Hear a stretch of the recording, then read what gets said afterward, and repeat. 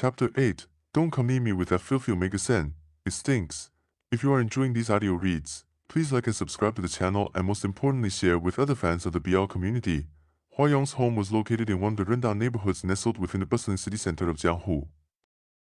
Gaotu had only known the general location before but had never actually been there. The taxi could only drive up to the mouth of the narrow alleyway, where the cramped paths made vehicle access impossible. From there, one had to rely on their own 2 feet.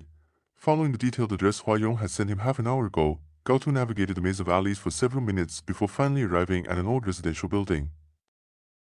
The stairway entrance was dim, damp, and shadowy, filled with the strong scent of mothballs. The staircase was steep, and even in broad daylight, the place remained somewhat dark. Hua Yong lived on the top floor of this elevatorless building. Gazing up at the daunting climb, Gaotu let out a resigned sigh. He had moved from the 4th floor to a colder and dimly lit ground floor unit precisely because his heat cycle made climbing stairs unbearable. Unexpectedly, this time, he still couldn't escape the exhausting climb. He had to face those damn stairs again. On the 6th floor, Gaotu panted heavily, having taken 2 breaks along the way. It had taken him quite a long time. By the time he reached Hua Yong's doorstep, his back was inevitably drenched in sweat, and his damp black hair clung messily to his forehead. Gaotu was worried that sweating might make the scent of his heat period pheromones more noticeable. He regretted his earlier decision to take oral inhibitors with mild effects instead of opting for more potent injections. That regret reached its peak when Hua Yong opened the door, and Gaotu caught sight of Sheng Wenlang standing behind him. Sheng Wenlang? Why is he here? For a moment, Gaotu's expression was fraught with panic, but he quickly composed himself. With a calm demeanor, he greeted his superior and explained the purpose of his visit in an even tone. Hua Yong, with his soft demeanor, smiled at him and said in low voice, "Thank you for your trouble, Secretary Gao, for coming all this way." He indeed was incredibly beautiful. Even though Gaotu felt envious of him, he couldn't help but feel his heart soften at the kindness in Hua Yong's smile and his flawless beauty. There was a rare resilience about this beautiful Omega that made people instinctively want to help him. What's more, Hua Yong's circumstances reminded Gaotu of his own. Stirring a sense of sheer hardship, "It's nothing." Gaotu took the yu out from his briefcase, handed it to Hua Yong, and forced himself to remain calm and avoid looking around too much. He quickly made his exit, bowing slightly to his boss and speaking in a professional tone. "I still have some matters to attend to. Have a pleasant weekend, both of you. See you on Tuesday." At the apartment door, Hua Yong and Sheng Wenlang stood one in front of the other. Through the half-open door, Gaotu could see the floor littered with brand-new household items. It seemed that Hua Yong was in the middle of replacing everything in his apartment, and the place was so messy, as though he had just moved in. But why was Sheng Wenlang here? On a weekend, no less, the most renowned young entrepreneur in Jianghu, who was publicly known for his disdain for megas, had appeared in a dim, rundown, elevatorless apartment in a rundown neighborhood, in the home of a young and stunningly beautiful mega. Why? The answer was obvious. We're sorry for MTLers or people who like using reading mode, but our translations keep getting stolen by aggregators, so we're going to bring back the copy protection. If you need to MTL, please retype the gibberish parts. Gaotu was merely a privately hired secretary. 2. He often handled Sheng Wenlang's personal affairs, occasionally stepping into his private life and spaces, but that didn't give him the right to indulge in the illusion that he could legitimately share in Sheng Wenlang's private moments. LTD Sensei Q, Gaotu understood better than anyone else that he and Sheng Wenlang were nothing more than strangers who happened to meet often. To put it nicely, he was Sheng Wenlang's colleague and subordinate. To put it bluntly, Gaotu was no different from the office coffee machine in Sheng Wenlang's eyes, just another convenient tool that could be replaced at any time with a better, newer model, one that money could easily buy. Gaotu despised himself for harboring any unrealistic fantasies about Sheng Wenlang. Such fantasies only made his year-long unrequited love more pitiful. After leaving his father to live on his own, Gaotu had willingly defied medical advice, injecting high-concentration inhibitors to disguise himself as a beta, someone Sheng Wenlang wouldn't despise. It wasn't that Gaotu had never dreamed. He had imagined a day when Sheng Wenlang might discover that he could accept an Omega, that an Omega scent wasn't so intolerable. If that day came, Gaotu could stop injecting the inhibitors that, according to his doctor, would one day kill him. He could stay by Sheng Wenlang's side openly, becoming a tool who no longer needed to lie to maintain their professional relationship, living freely and honestly. Now, it seemed that Sheng Wenlang no longer disliked Omegas. To be precise, Sheng Lang had finally found an Omega whose presence he was willing to tolerate. That should have been great news. But for some inexplicable reason, it made Gaotu's heartbreak even more unbearable. With his face expressionless but his mind in turmoil, Gaotu hurriedly walked a few steps forward before he was suddenly called back. Wait. Sheng Lang stepped out from the door and stopped him, his deep voice asking, Secretary Gao, are you rushing back to continue comforting your partner? Ah. Forced to turn around, Gaotu realized Sheng Lang might have seen through the fabricated excuse he had used to request leave. He lifted his head and gave Sheng Lang a weak smile. Yes, Mr. Shen. Apologies for suddenly taking leave and causing you trouble. I'll save you Zhou. It's no trouble, Sheng Lang replied. The secretary team has plenty of people. Losing you doesn't mean the sky will fall. Why yes, of course. Sheng Lang, as an S-level alpha, had a personality that was as direct and sharp as his words. His pheromone scent was similarly intense and overpowering. The intense, irresistible scent of burning incense and iris mingled, a collision of power and ambition. Just the threat of it was enough to ignite an uncontrollable desire. RHSANIQB, just by looking at Sheng Lang's face, Gaotu felt his body temperature rise even further. More untimely sweat beaded on his forehead, and he stammered, Mr. Shen, is there anything else you would like to instruct? Sheng Lang walked toward him, the faint trace of his natural pheromones blending with the perfume he was wafting in the air. In his sensitive state, Gaotu silently whimpered in anguish. His fingers spasmed at his side, digging into his thigh. It took all his strength to maintain a standing posture. Barely managing not to lose composure, Gaotu struggled to suppress the urge to reach out and embrace him, clenching his teeth as he forced himself to avoid the source of his overwhelming longing, stepping back with great effort. Sheng Lang's steps came to an abrupt halt, his expression turning exceptionally grim. The tall, striking alpha furrowed his brow and sniffed lightly, his voice icy as he addressed Gaotu, Make sure to clean yourself properly before coming to work. Do you not realize how strong the scent of the Omega on your body is? Gaotu froze, the blush of heat on his weakened face draining into a stark pallor. Awkwardly, he bowed his head in shame. I'm sorry. Sheng Lang stared coldly at the top of Gaotu's bowed head, scrutinizing him for a long moment before sneering. Don't come near me with that filthy Omega scent. It stinks. Recalling the deeply wounded, despondent figure of the beta secretary, Hua Yong scrolled through Sheng Shaoyou's social media feed. He occasionally glanced at the darkened expression Sheng Lang had worn ever since Gaotu's arrival.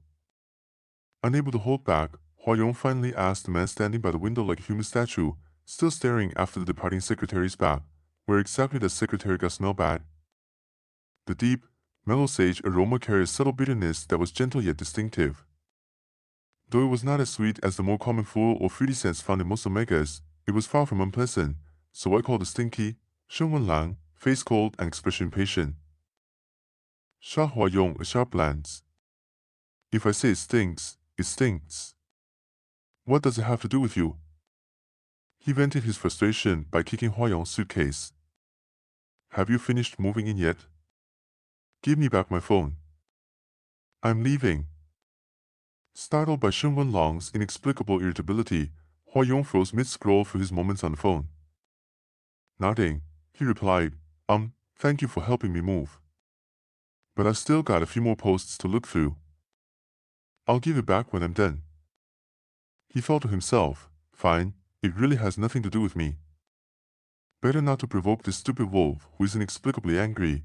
Back at home, a dazed Gaotu took his temperature again. As expected, it had risen further, climbing from 37.8 degrees before he left to nearly 39 degrees now. At this point, he shouldn't have taken a shower. But Gaotu couldn't resist. He stepped into the bathroom, turned on the shower head, and scrubbed himself clean, hoping the steam would somehow wash away the lingering Omega scent from his body. Stumbling out of the shower, feeling both lightheaded and heavy-limbed, Gaotu caught his reflection in the mirror. His flushed, ordinary face had turned a deeper red just from catching a faint whiff of the pheromones of an alpha he admired. His Adam's apple bobbed with despair, and his eyes involuntarily reddened. The doctor's warnings still echoed in his mind, but Gaotu no longer cared. He bit down on the syringe, removed the needle's protective cap, and slowly pressed it into the faintly raised vein in his arm. With a sense of hopelessness, He pushed the cold inhibitor liquid into his bloodstream. Moments later, the suppressant's effects, along with its harsh side effects, came crashing down on him.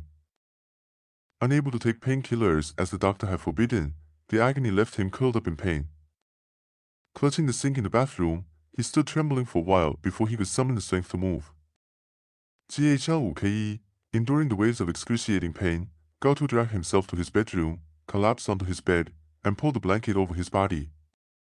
It barely covered the alternating chills and fever coursing through him. The alternating chills and fever swept over Gaotu like relentless tides.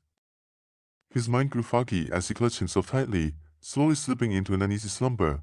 Before he fully lost consciousness, memories of the first time he met Sheng Wenlang surfaced. Sheng Wenlang had been wearing a spotless school uniform, standing at the podium. His voice was calm and gentle as he gracefully shared his experiences of sponsoring underprivileged students of similar age. The young man on the stage was not only remarkably kind but also exceptionally handsome, with a tall and upright posture. His ethereal charm and striking looks made it impossible to look away. Meanwhile, in line of sponsored students, Gaotu was enduring his second heat period. In his dazed state, he thought he had seen an angel. Even if it meant death, he didn't want to leave this man's side. He had fought so hard to stand in that place and wanted to hold on to it for just a little longer. Shengfang Biotech's gene scissors application breakthrough project showed no progress. A month later, during the company's monthly comprehensive meeting, Sheng Shaoyou erupted in fury. The head of the technical research team kept his head low throughout, not daring to breathe too loudly. Their mediocrity and incompetence had driven the newly appointed crown prince into a fit of rage. Last month, you told me there had been some progress. And what's the result? It was all empty talk. After the monitoring team's review, it turns out that 99% of your so-called technical achievements were pulled straight from HS public database. What the hell do you call this progress? This is beyond pathetic. When I asked for 0 breakthroughs, not this pile of garbage you turned in to try and fool me. When Shengfang was still in charge, the technical application team received massive research funding every year but consistently failed to deliver satisfactory result. Sheng Shaoyou believed this was due to the overly complacent atmosphere within the team and the disproportionate salaries that were paid despite their lack of contribution. After taking over the company, Sheng Shaoyou immediately implemented a series of bold reforms. For the first time, he tied the salaries of Shengfang Biotech's technical application research group to their performance. Additionally, he established a research results monitoring team to address the perfunctory and fraudulent practices arising under intense pressure. Following this meeting, the head of the research team was dismissed, and for the first time, young faces appeared in the P8 and P9 leadership positions. Sheng Shaoyou spent the entire day in his office under an oppressively low mood. Shortly before the end of the workday, Chen Pingming knocked on the door and entered, handing him an invoice and a craft paper envelope. President Sheng, here's Miss spending bill for this month. Chen Pingming respectfully handed the bill over for Sheng Shaoyou's review. The Omega name Xu Xin had spent more than 1 million yuan in a month using his supplementary card. Under AE2, our matching allocation, she had purchased the Hermes crocodile leather mini Caliara in shiny Jiewu with a silver buckle, 3 sets of Chanel ready to wear, and 7 pairs of shoes. Sheng Shaoyou had always been generous with his companions, so he merely glanced at the total amount before signing off without hesitation and casually asked Chen Pingming, "What's that?" "Oh, this." Chen Pingming placed the craft paper envelope on the desk. It was packed full, bulging at the seams. He explained, "This was entrusted to me by Secretary Hua from HS to hand over to you." The envelope contained Hua Yong's first cash repayment to Sheng Shaoyou, a total of 2,000 yuan. Inside was also a handwritten thank you note from him. Sheng Shaoyou suddenly thought about the place where Hua Yong lived and lowered his head to look at the 2 stacks of cash. This money, painstakingly saved through who knows how much scrimping and saving, was probably only enough to buy a hardware buckle of Xu Xin's crocodile leather bag. In comparison, Sheng Shaoyou found this orchid-scented Omega even more interesting. Someone like Hua Yong, who would refuse to be Sheng Shaoyou's companion and would rather go out of his way to earn hard-earned money to repay his debt, was indeed a rarity in this era. That beautiful orchid was probably one of the last of its kind, a rare species on the brink of extinction, the kind with a fiercely high sense of self-esteem and exceptionally stubborn mindset. Yet, these days, even middle school students probably knew that everything should be about maximizing benefits. Thinking of this, Sheng Shaoyou couldn't help but smile faintly. But soon after, the image of Hua Yong's fragile-looking wrist, stretching out from that old, slightly peeled sweater, seeming as though it could snap with just a light touch, flashed in his mind. A faint pang of bitterness stirred in his chest, bringing an inexplicable sense of discomfort. Sheng Shaoyou attributed this discomfort to his prolonged work hours and constant overtime.